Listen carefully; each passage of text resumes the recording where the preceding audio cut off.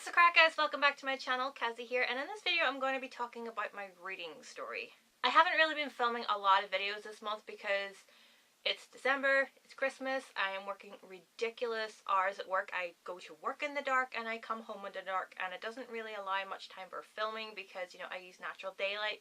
But I actually do have a ring light that I'm just going to try to use and see how it works at the moment. And I wanted to film stuff with my Christmas tree because I have a Christmas tree in my bedroom.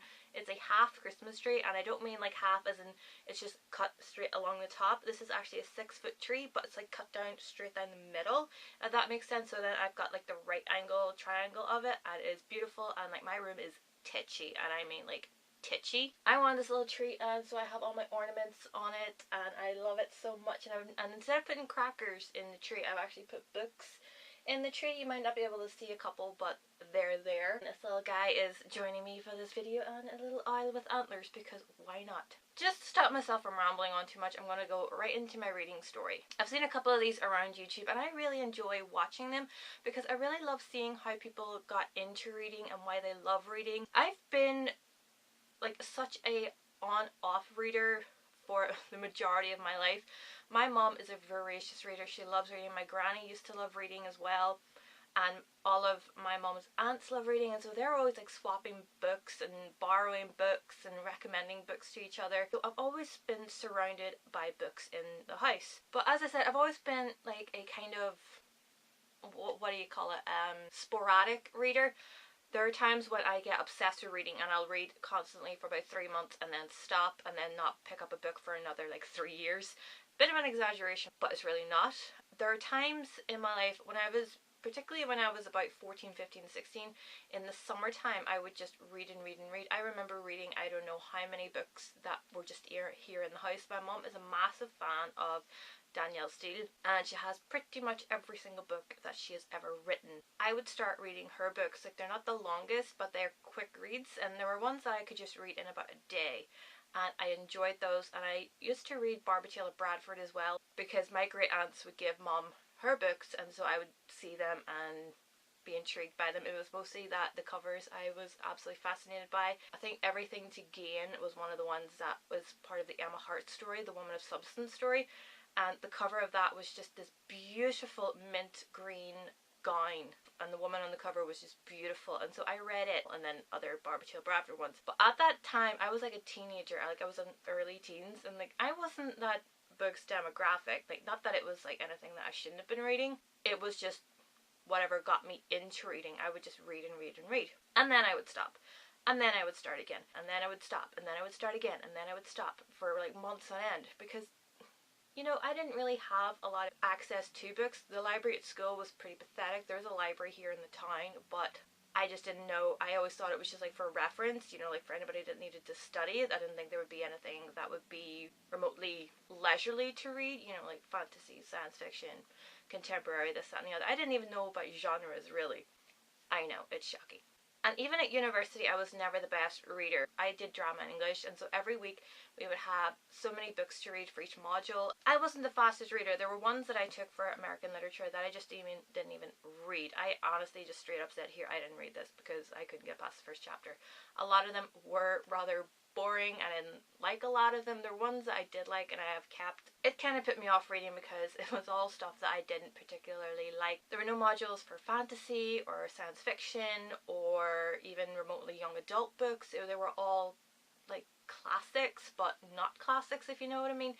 They were all like ones that I had never heard tell of, like Castle Rackrent by Mariah Edgeworth. I think we read that in first year. Even some of the ones that I read in American literature I didn't even know about or heard of. I think we read an excerpt of Moby Dick. We didn't even read the entire thing of Moby Dick, which you would think would be, you know, synonymous with American literature, Moby Dick, but I don't know, it just wasn't on it. And then so I fell out of love with reading again, and then I would then read more books, you know, like the A Song of Ice and Fire series and Hunger Games, and just like a series that I could just marathon, and then that would be me done for that year of reading. But it wasn't until about August, September last year in 2016 that I really caught the bug of reading again, because I found Miss Peregrine's Home for Peculiar Children. And another one that I just like read straight through was the Star Trek Voyager pocketbook series, which is the series of books that came after the series. You know, it picks off right when Voyager got home at the end of the series. Spoiler alert, if you haven't watched Voyager,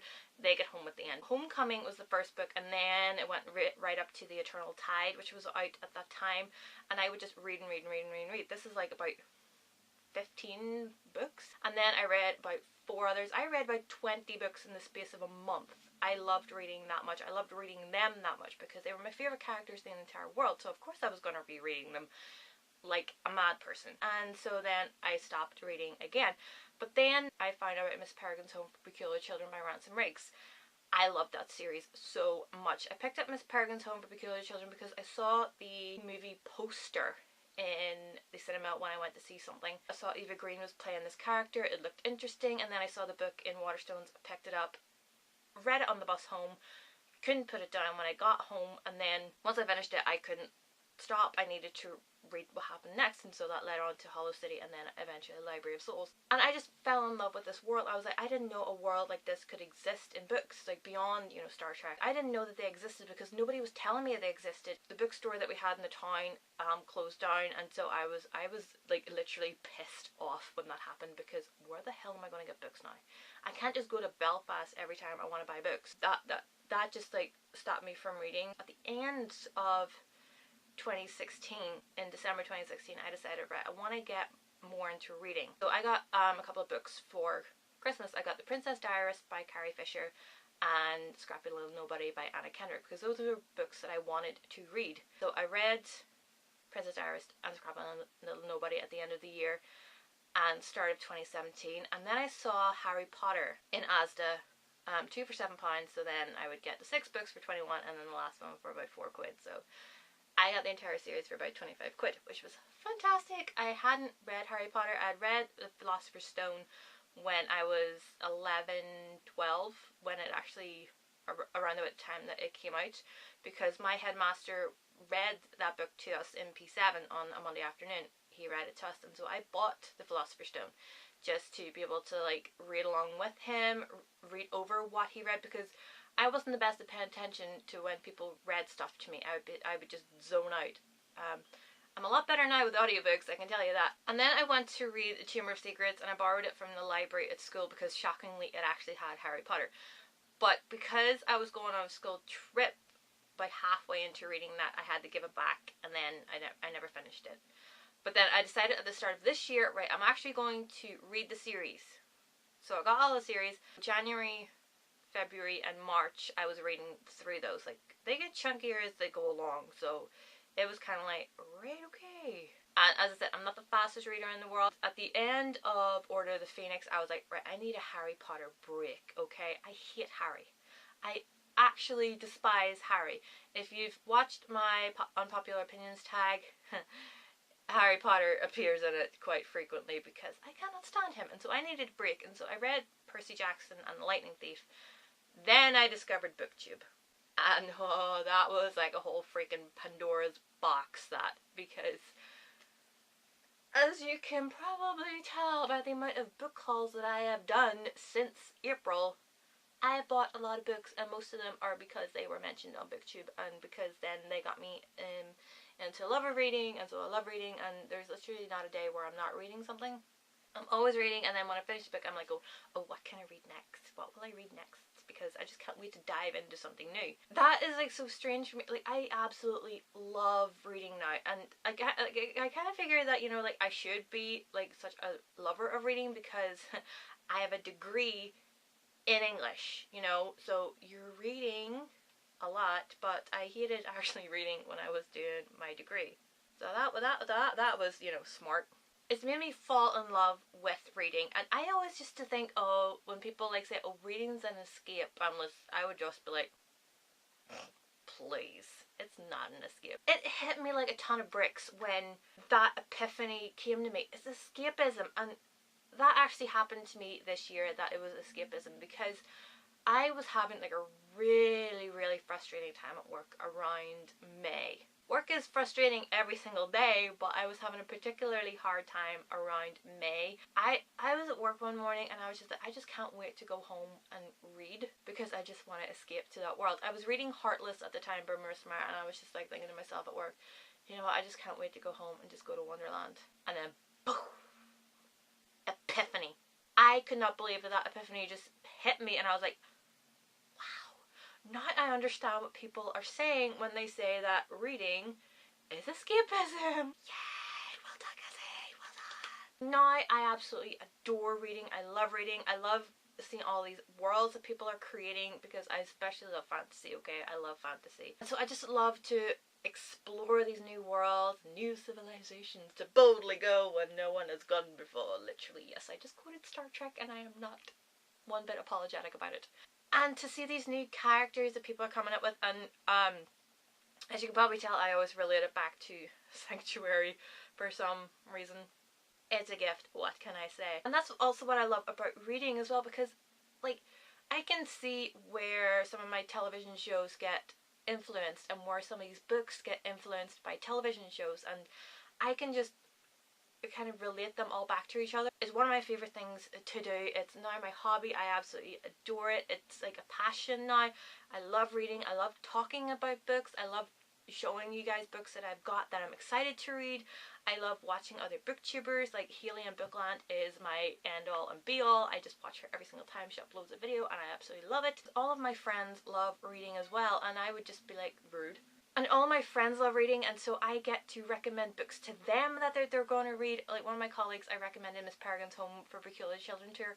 She loves it. I gave it to her for Christmas last year, and she's finally getting around to reading them, and she loves them. And she's recommended them to her daughter, and it's just like, this is why I love doing this. And I remember once I was in Waterstones, and there was a girl that just noticed the book by the title of it. It was They All Die at the End by Adam Silvera, and then because I had heard so much about it on Booktube, I was able to then tell her about the book and how it's been getting such good reviews, and you know what the plot of it is, and this, that and the other. And then we got talking about books, so I was able to recommend other books to them, and we were able to have conversations about other books that we've read. We were able to talk about Harry Potter, and you know, do we like Harry Potter himself or do we not like Harry Potter themselves? The two girls that I was talking to, one of them loves Harry Potter, the other hates Harry Potter, and so we were just able to have like a good old conversation about that. And that's what I love now about reading. Like, my mom is never going to read the books that I read because, you know, they're not her cup of tea. But at the same time, I get to, like, talk to her about books. She gets to talk to me about whatever books she's reading and whatever she's loving about them. And it's just fabulous. I love it. And it's just so much fun now. I'm having the best time reading, and I'm enjoying reading for the first time, like, really enjoying it. Yes, it is just fabulous, and I'm so glad that I'm back in love with it. It's just something that's just fabulous. And okay, can I just get off this point that I'm trying to make and failing miserably to make, because I'm just going around in circles. That is my reading story, you guys. It's pretty simple. I used to hate reading. Now I love reading because it's escapism. Because I never used to believe in escapism. So, yes, and now I have this shelf of books that is double-faced, and I've got some books all over here, and I've got books in a tree because, you know, why not? That's the end of this video, guys. Hope you have a wonderful day. Subscribe if you're new, and I will see you in my next one. Bye!